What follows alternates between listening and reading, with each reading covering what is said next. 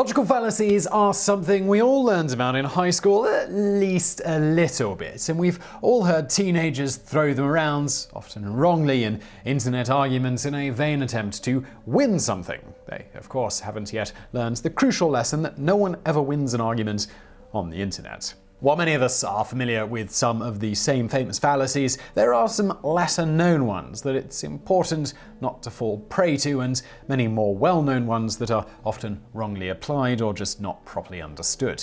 In the video today, we're going to go over 10 examples of this phenomenon. Number 10. Correlation does not equal causation, but it can be a connection. One of the most well-known fallacies is the post hoc ergo propter hoc fallacy, which translates from Latin to after this, therefore because of this. Post hoc fallacies refer to when someone argues that something is caused by something simply because it happened after it. A rather absurd example to get the point across would do a dance to make it rain, see it happen sometime roughly in the future after the dance, and then assume that the dance caused the rain to occur.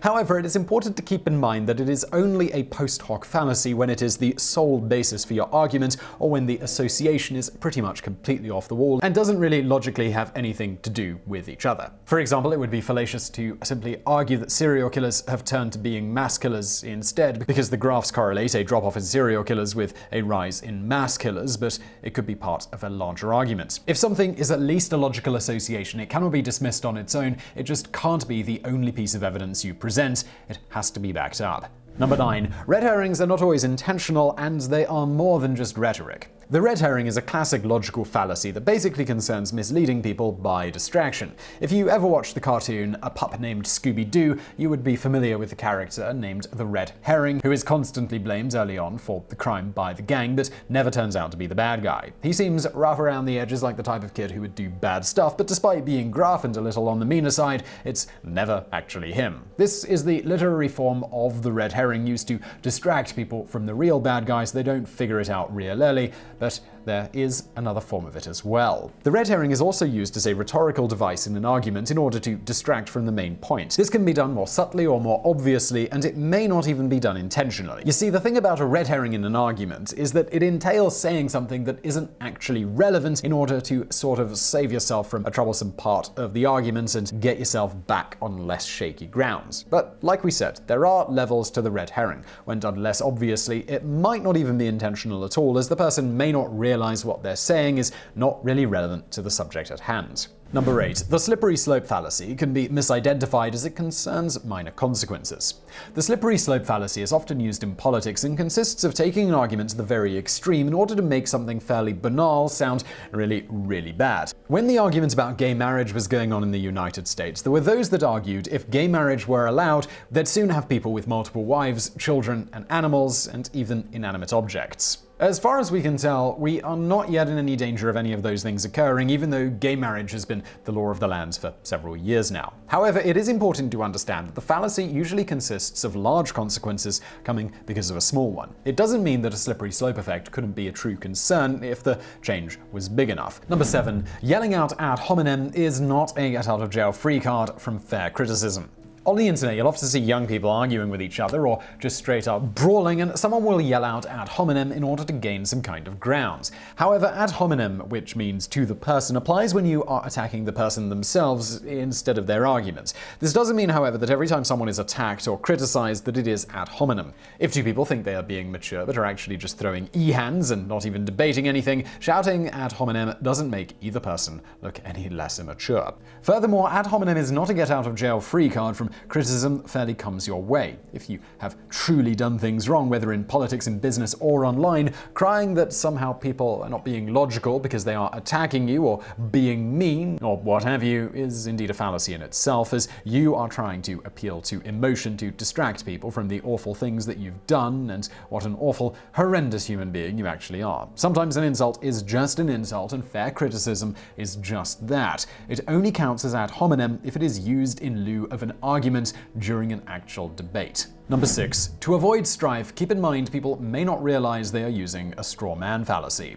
A straw man fallacy is one often thrown around on the internet when someone is trying to sound cool during an argument, and it consists of creating an incredibly exaggerated version of someone else's argument in order to make their position look much stupider than it sounds. For example, someone could make an argument about the benefits, or at least the lack of harm, of legalizing marijuana, and someone attacking a straw man might criticize them for their desire to allow people to smoke while driving and walking around while puffing bongs out on the street corner completely unchecked. The first person certainly didn't suggest any ludicrous things, and the second person would have done better to go from a public health aspect of some sort. However, sometimes someone attacks a straw man because your position was not entirely clear to them, and they are thus making assumptions because they couldn't figure out what you meant. This is especially true if someone is your friend, and it might be better just to clarify your position further before you accuse them of intentionally exaggerating what you said in order to make it look stupid. It is also sometimes an accepted rhetorical device in logic to attack a straw man in order to force some form of clarity on someone's position when repeated attempts for clarity in other forms have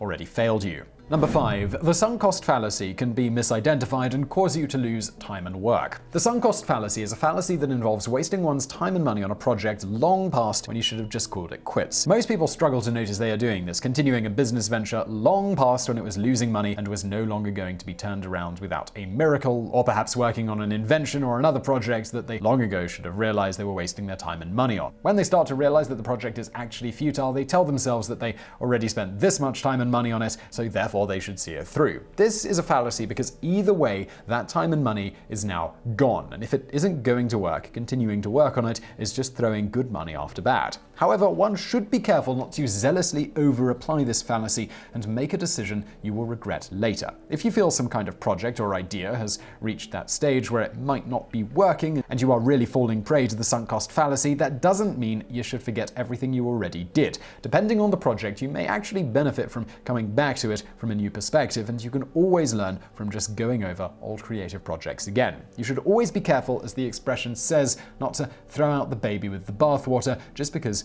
you're afraid to fall prey to a logical fallacy. Number 4. The if by whisky fallacy is an important one that politicians like Obama use often.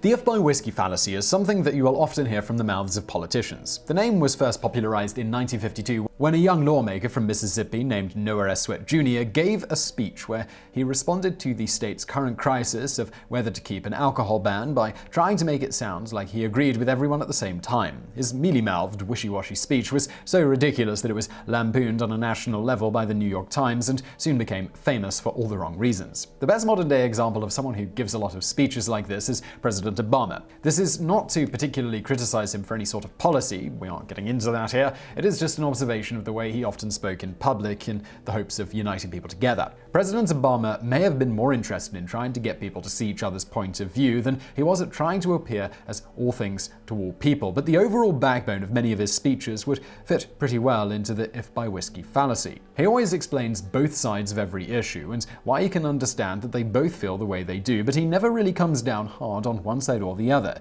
If you don't have anything against him and you are hoping to hear what you want, you will. Number 3. Moving the goalposts can be a fallacy, but it can easily be misapplied overzealously. One fallacy many people have heard is the moving the goalposts fallacy. This is a fallacy where someone asks for proof of something you say and you prove it to a satisfactory degree, and suddenly that's not enough. Now they suddenly need you to prove some entirely different point in order to convince them of your original point, and so on until it drives you completely crazy. However, this is a fallacy that can be misidentified by the arguer and could actually be because you are either not explaining it well enough or they are actually listening to you, trying to learn something, and are building up knowledge. What to you seems like moving the goalposts and continuing to demand more and more proof to prove your points could actually be because they are mostly a novice on the subject and don't want to believe anything without understanding the foundations. If someone is not just trying to disprove you but actually seems receptive, before you accuse them of moving the goalposts and possibly turn them off from listening if they were, consider that they may just be building a foundation of knowledge and building their way through your argument so they can understand it fully. If someone doesn't have the knowledge base that you do about a subject, they may need you to build your way to a point before they accept it. It doesn't necessarily mean that they're trying to beat you in the argument.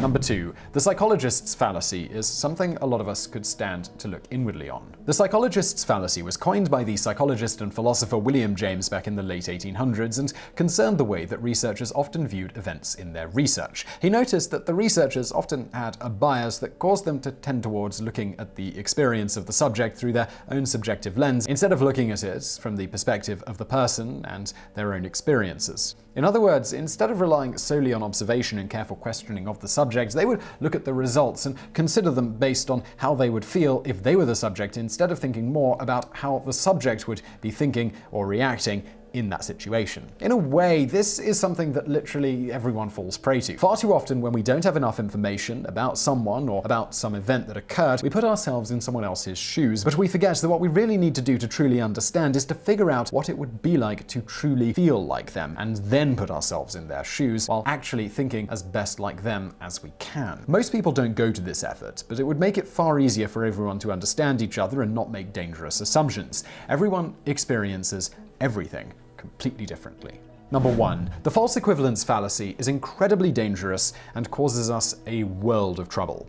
The false equivalence has two main forms. The first is something journalists and political media often fall prey to, which is giving credence to two arguments, even if one is obviously completely false or absurd. This is common in the political arena to avoid offending party sensibilities and to be fair to both sides. The other main side of it is the false comparison, where two things are attempted to be compared that don't really fit in an attempt to take heat off one and make the other look bad, or maybe both. This is, again, really common in politics. The main way this is often used is when a politician is caught in a scandal. They will point out some minor crimes political rivals have done and gotten away with, or even been punished for, and try to make people feel like the two of them are at least just as bad, even if their crime is far, far worse and not really comparable.